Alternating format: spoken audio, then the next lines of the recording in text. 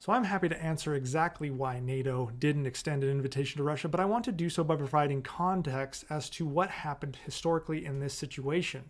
During one of Putin's first meetings with NATO Secretary General George Robertson, Putin raised the question directly, asking, quote, "When are you going to invite us to join NATO?" End quote. Robertson explained correctly that NATO doesn't extend invitations, but instead requires countries to apply, undergoing a process that ensures alignment with the alliance's values and principles.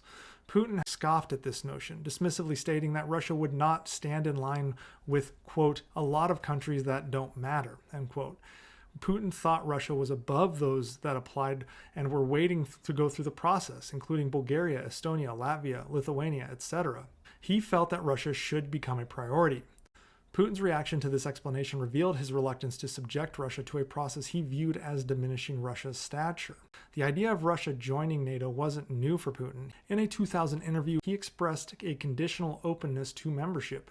When asked if Russia could join NATO, Putin responded, quote, "I don't see why not."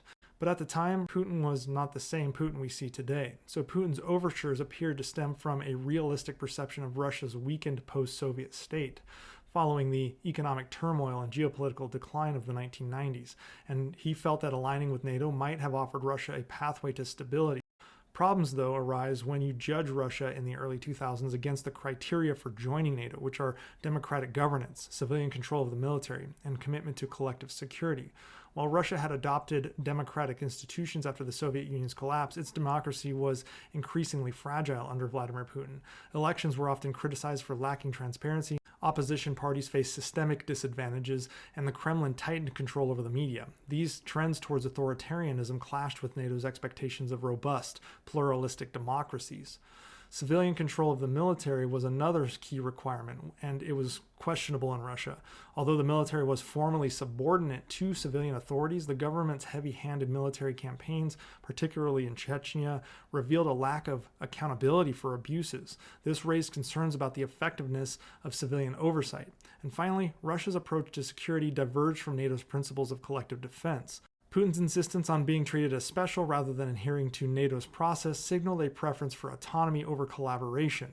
Moreover, Russia's increasing assertiveness in its near abroad further strained the relationship, making integration into the alliance highly unlikely. These incompatibilities prevented Russia from pursuing meaningful steps towards NATO.